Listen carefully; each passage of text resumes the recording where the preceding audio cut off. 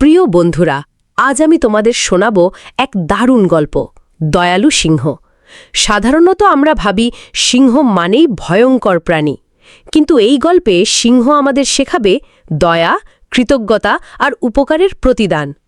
একদিন এক রাখাল ছেলে তার গরুগুলো নিয়ে জঙ্গলে গেল। সে ভাবছিল আজ শান্তভাবে গরু চড়াবে আর গান গাইবে, কিন্তু হঠাৎ ঝোপের আড়াল থেকে এক বিশাল সিংহ বেরিয়ে এলো। সিংহ গর্জন করে ছেলেটিকে ধরে ফেলল। রাখাল ভয়ে কাঁপতে লাগল, চোখে জল চলে এলো।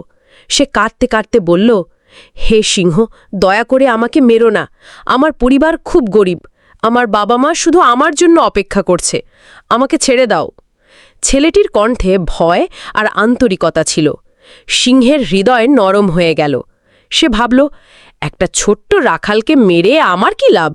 এই বেচারা শুধু তার পরিবারের জন্য বাঁচছে। তাই সিংহ ধীরে ধীরে ছেলেটিকে ছেড়ে দিল।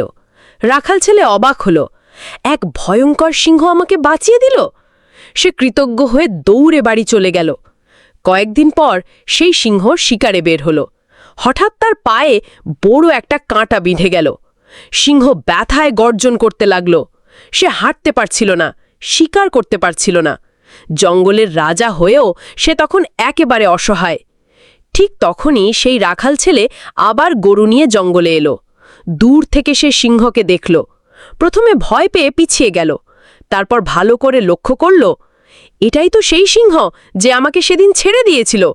ছেলেটির ভেতরে কৃতজ্ঞতা জাগল। সে সাহস করে সিংহের কাছে গেল। দেখে সিংহের পায়ে বড় একটা কাঁটা।